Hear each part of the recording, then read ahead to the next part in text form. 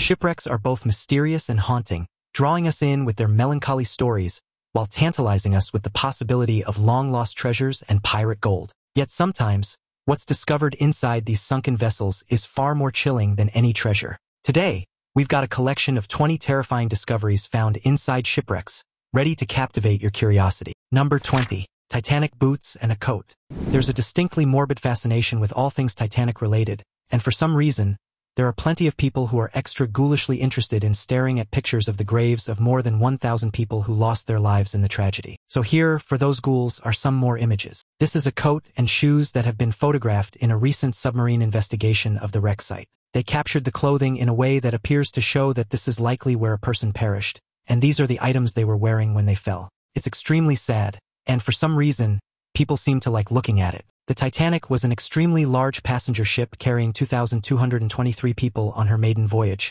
and as such, its original design required 64 lifeboats. But when it came to the final decisions about such things, it was considered that the ship really didn't need so many. The ship's owners were concerned that having the full quota of lifeboats would clutter up the deck, and it would create a terrible eyesore for all of those first-class passengers, and that was simply not going to do. So in the end, they weighed up the idea of being able to evacuate all passengers safely against the unsightly view-spoiling effects of the correct number of lifeboats, and they went with a grand total of 20 of the things. It was actually generally accepted that ships would be under-equipped with lifeboats during this period of time. People assumed that even a sinking ship would remain on the surface for long enough to ferry passengers to safety. That is usually what had happened in previous incidents, but nobody foresaw the calamity that would befall the Titanic, or they probably would have had a whole lot more sense. So what of those 20 precious lifeboats? Well, there were 14 standard wooden ones with a capacity of 65 people each, and then there were 4 Engelhart collapsible boats that could hold 47 each and 2 emergency cutters with space for 40. So a quick calculation shows that carry the 1,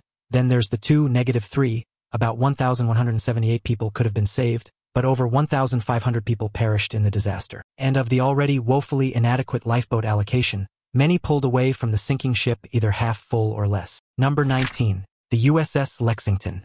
Up next, we have another United States aircraft carrier also from that same World War II era, except that this one went down during a battle and never made it back home. This is the USS Lexington. It was one of the very first aircraft carriers to be built by the United States. It was discovered by the crew of the research vessel Petrel at about 2 miles beneath the surface of the Coral Sea, in waters about 500 miles off the coast of eastern Australia. This was where it had sunk in 1942, with the loss of 216 crew and the 35 aircraft that were on board at the time. The ship had originally been commissioned as a battlecruiser but was launched as an aircraft carrier all the way back in 1925, and it was out in the ocean during the Second World War, fighting alongside the USS Yorktown against 3 Japanese carriers. This was the first carrier-on-carrier battle ever in history. The Lexington sustained serious damage after multiple hits from torpedoes and bombs during the 4 days of battle, until finally sinking beneath the waves on the 8th of May 1942. A total of over 2,000 crewmen and officers were rescued by nearby American ships, and those rescued included the captain and his dog, Wags, the ship's mascot. The footage that was captured by the expedition that found the USS Lexington shows large guns and the blast shields that the ship once had. There are also lots of aircraft scattered across the seabed. Number 18. The Widda Galley pirate treasure. This was a fully rigged ship from the 18th century that was built to perform duties as a passenger, cargo, and heinously, a slave ship in the triangle trade. On the return leg of the maiden voyage of this vessel, the ship was then captured by pirate Captain Samuel Black Sam Bellamy. He sailed the ship up the coast of the American colonies and captured other ships along the way. During a violent storm in April of 1717, the ship was wrecked off the coast of Cape Cod in Massachusetts. Of the whole crew, only 2 of them survived, as well as 7 others that had been on a sloop that was captured earlier. Somewhat unfairly, 6 of the survivors were then hanged, 2 of them were freed, and 1 was sold into slavery. The shipwreck and all the pirate treasure that was believed to have been on board were lost to the waves, and nobody knew where it was. That is until 1984, when the wreck was found buried deep under as much as 50 feet of sand and water up to 30 feet deep. The wreckage was spread across 4 miles, but the discovery of the ship's bell and brass plate with the ship's name on it finally confirmed the vessel's identity in 2013. Number 17. Titanic musician's violin. One of the most famous things that everybody learns about the disaster of the Titanic is that the band played on as the ship was sinking. The musicians that were set up on deck just kept on playing. The general consensus is that they played in an effort to keep the people calm during the catastrophe. There's an enduring image of the band playing as the ship sank around them. It's generally reported that they played for more than 2 hours as passengers tried to get on the lifeboats in the dark, cold early hours of April 15, 1912. They began with upbeat tunes like ragtime and waltzes, as they had been performing in the first-class lounges of the ship until that night, and these tunes would have helped to cover up the extremely distressing sounds of people panicking and crying. It may have also had some kind of effect on calming the desperate passengers down a little, as music can have such powerful effects on mood. But when they played their final song, the mood was universally somber. Although there are a couple of different accounts, it's generally believed that the final song was the hymn Nearer, My God, to Thee, which would have been to try and offer comfort in those final moments. It is said that the entire band perished on that night. Number 16. Shipwreck in Gulf of Mexico. While out testing underwater drone equipment in the Gulf of Mexico, a team from the National Oceanic and Atmospheric Administration, or NOAA, came across a previously undiscovered shipwreck from the 19th century. They managed to capture lots of images of the wreck, and they did seem to poke about a bit. They have determined that the vessel was likely a schooner or a brig of about 124 feet. The remains of the hull are more or less intact, but the ship's rigging has all but vanished. As they looked more closely, it seemed to the researchers that many of the timbers appeared charred, and some of the fasteners had apparently been bent. They reckon that this was a strong indication the vessel may have been on fire when it sank. They say that it also explains the lack of personal items and other artifacts on board. Number 15. Cursed warship with treasure. Back in the 16th century, this was the fiercest and most feared warship of the Swedish Navy. It was feared all over the world. But then, in 1564, it was involved in a huge naval battle and went up in flames. The disaster ended the lives of as many as 900 sailors and sent a vast pile of gold and silver treasure to the bottom of the sea. It was concealed beneath the waves for almost 450 years before the wreck was discovered, and now researchers have decided that the ship is in such good condition it may be the best preserved vessel of its kind anywhere in the world. There are so few examples of ships from the 16th century that naval historians know very little about them.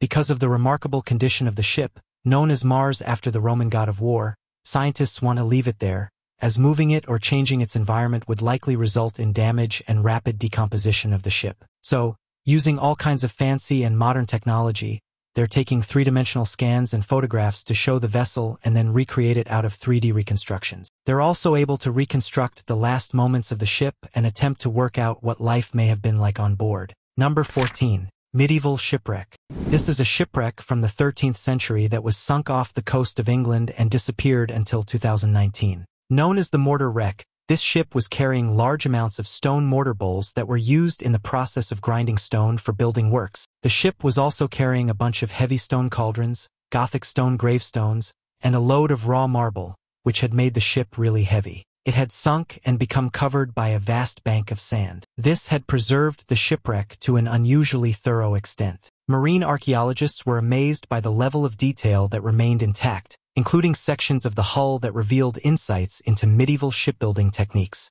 The presence of Gothic stone gravestones also sparked curiosity about their intended destination and the significance of their designs. It is believed that the ship might have been part of a larger trade network, transporting these goods to construction projects that were underway in Europe at the time. Finding such a diverse cargo provided researchers with a unique glimpse into the kind of materials that were in demand during the medieval period. In fact, there's a suggestion that this could be the oldest preserved sunken ship in England. There are older ones like Bronze Age, but these are not very well preserved like this one. The trouble is that when you uncover a ship that's been preserved by sand, the minute that the water touches the wooden craft, it then begins to damage the structure. Meaning that although it was discovered, it was necessary to cover it up once again with sandbags in order to prevent instant deterioration of the structure itself. Number 13. Human skeleton on Antikythera shipwreck.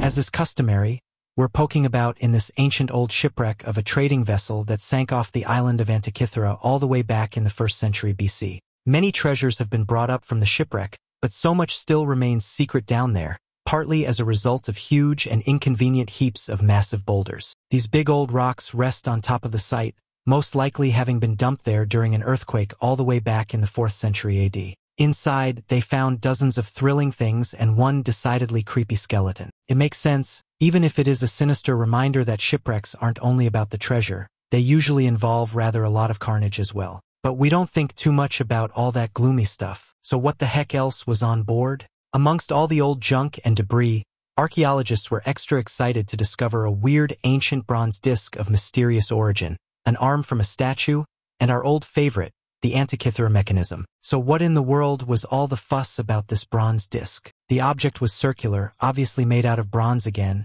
and had a whole bunch of holes punched in it, as well as the image of a bull. The plot does thicken, but regardless of the fact that even the ancient history buffs don't know what it is, we have an idea now, don't we? Yes, you clever old devils, if it's round and mysterious, it must be aliens, because it's always aliens. Go ahead and prove otherwise. I dare you. Number 12. A large head.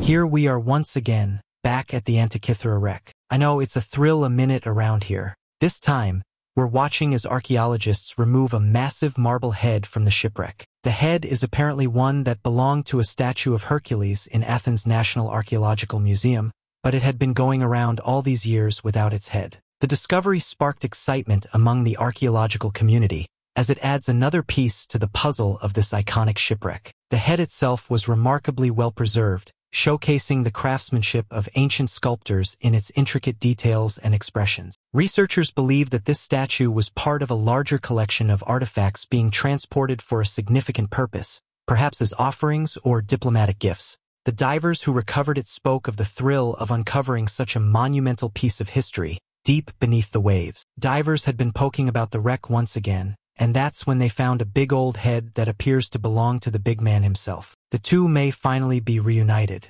Number 11. Spanish Galleon and San Jose.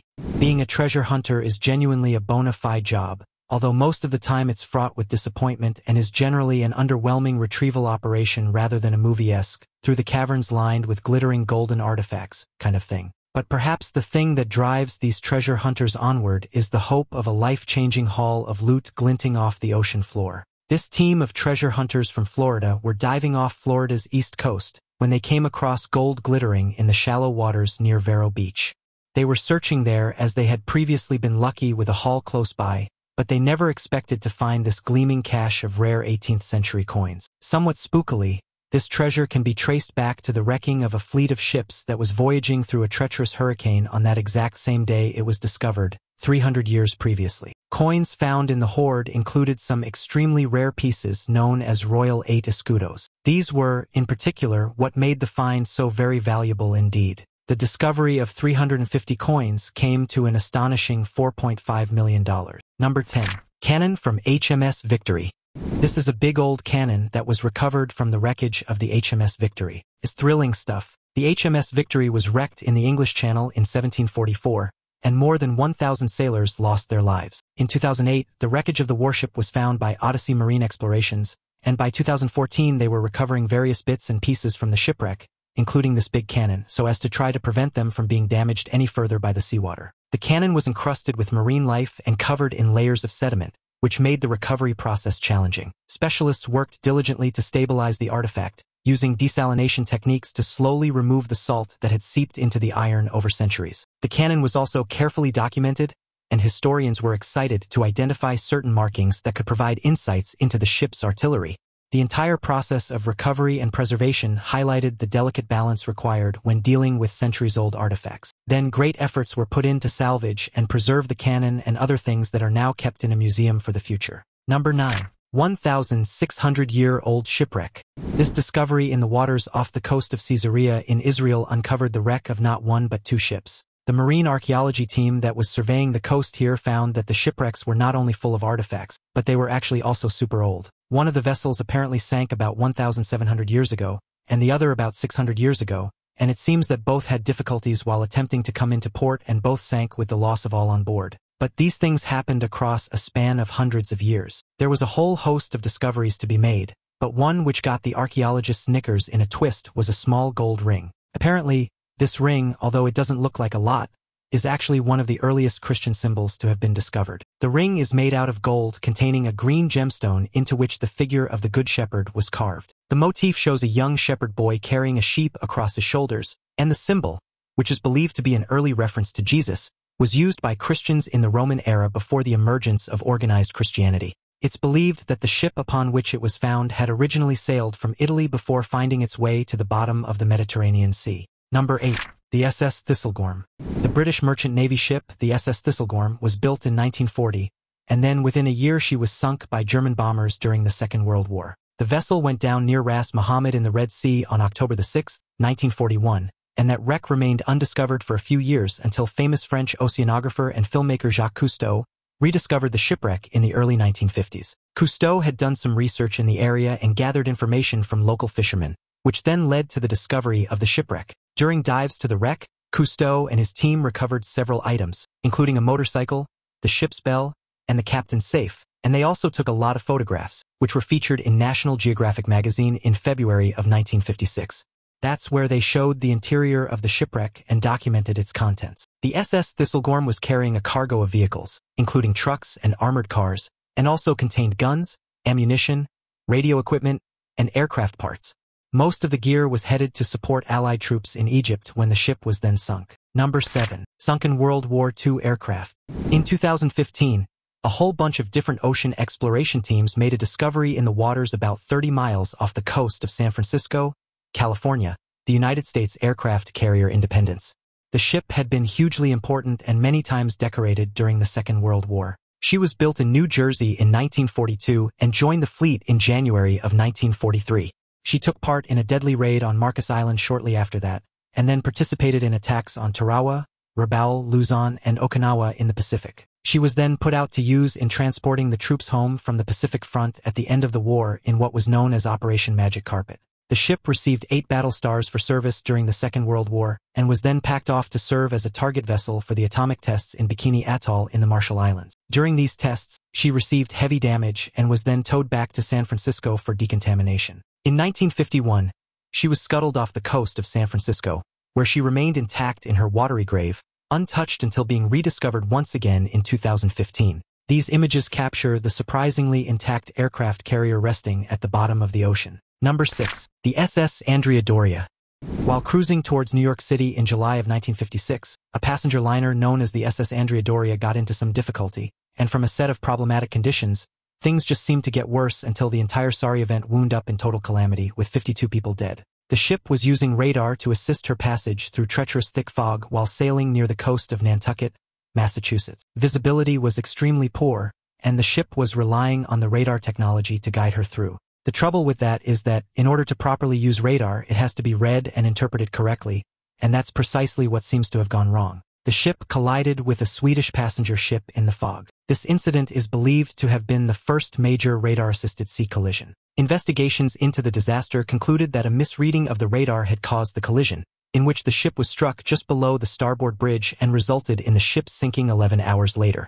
A total of 52 people perished. The remaining 1,660 were rescued. Number 5. 170-year-old beer. This is the wreck of a ship that sank off the coast of Finland all the way back in 1842, and there was apparently beer still on board. The 19th century beer was so fascinating to some Belgian beer makers that they decided to reconstruct it, and it's available to sample. The beer itself had been perfectly preserved in the 50-meter depths in which the wreck had settled, and somehow the temperature had just been right to keep the beer in good condition. When the bottles were first brought to the surface, they were opened with great care to avoid contamination, allowing researchers to sample the aroma and flavors locked inside for over a century. To everyone's surprise, the beer still retained some of its carbonation, a testament to the craftsmanship of the original brewers. By studying the ingredients, the beer makers also gained insight into the brewing techniques of the time, which varied significantly from modern processes. They even discovered that certain strains of wild yeast contributed to the unique flavor profile, adding a touch of historical authenticity to their recreated brew.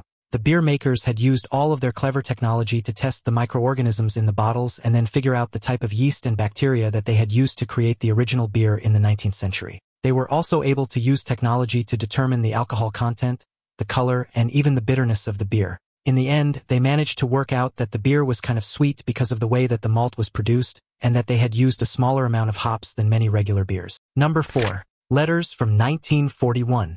Back in 2021, a group of archivists spent a long time piecing together a poignant puzzle. These are the fragments of a love letter from 1941 that were written by a woman named Iris. They were found about 3 miles below the sea in a shipwreck. The shipwreck itself was remarkably well preserved, allowing the letters to be carefully extracted despite the years of exposure underwater. Some fragments of the letters had faded, but archivists used advanced imaging technology to read the delicate handwriting. The letters revealed deep emotions and longing, painting a vivid picture of wartime love and separation. It was clear that Iris had poured her heart into these letters, which makes their untimely fate all the more heartbreaking. The letter was written to an unknown serviceman who had been stationed somewhere in what is now Pakistan. The letter was actually never delivered, and it was one of 717 letters that were on board the cargo ship that was torpedoed off the coast of Ireland by a German U-boat in February of 1941. Only one of the 86 crew who were on board survived that sinking.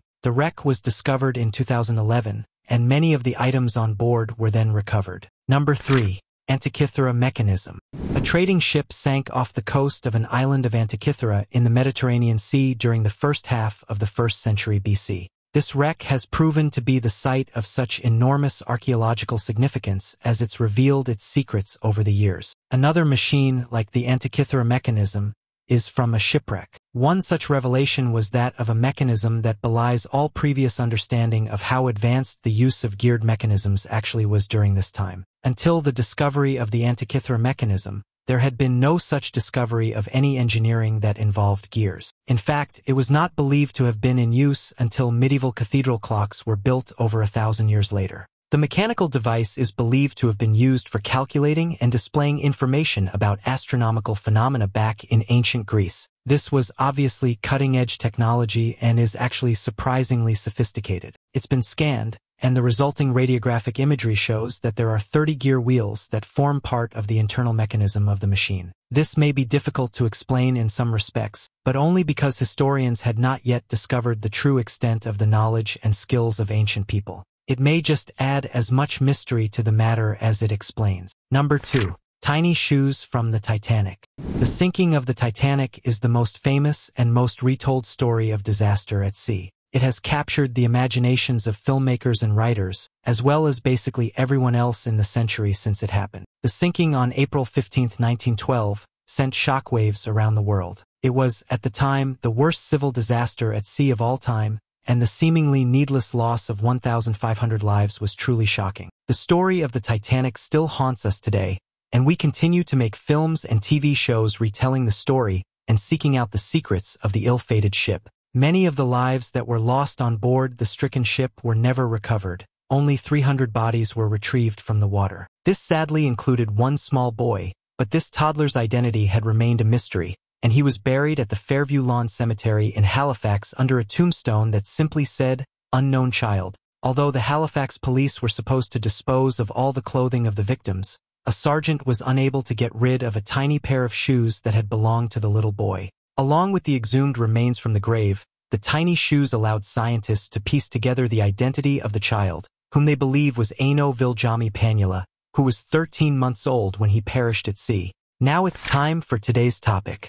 Well, as usual, we have a dubious image of some nonsense or other for your eyeballs today. This is apparently a picture of an unknown shipwreck in an unknown location that was discovered. How? If anybody knows where it is, it remains a mystery. And would you look at that? It's just stuffed full of bodies, all arranged in a distinctly creepy and morbid fashion. What in the world is going on here? Go on and have a guess, as always. Number 1. Civil War Submarine. The H.L. Hunley submarine was the first submarine to successfully sink an enemy ship during wartime. Commissioned by the Confederate States of America during the American Civil War, the Hunley was a vessel designed to break the Union naval blockade of Confederate ports. It was a hand-crank submarine with a cylindrical iron hull that was around 40 feet long. It was crewed by 8 men who operated the sub by turning a crankshaft that propelled the vessel forward. It was a pretty rudimentary machine, but it did actually do what it was designed to do. Well, sort of. On February 17, 1864, it attacked and sank the USS Housatonic, which was a Union warship that had been blockading the port of Charleston, South Carolina. Although nobody's really quite sure how it happened, it seems as if the submarine had detonated a spar torpedo against the Housatonic's hull, which had caused it to sink quickly. But, as we are likely expecting at this point, the success of its mission was short-lived. Following that attack, the submarine itself mysteriously disappeared. It would not be until 1995 that the wreck of the Hunley was discovered off the coast of Charleston. Creepily, the submarine was found largely intact, with the remains of its crew still on board. It's now housed in a specially designed laboratory in Charleston, where researchers continue to study and preserve this somewhat sinister piece of naval history. That's all for today from the depths of the world's shipwrecks. Which of these discoveries did you find most terrifying, or were they all just fascinating to you? Let me know your thoughts in the comments below. And don't forget to check out all the other cool content popping up on your screen. See you next time.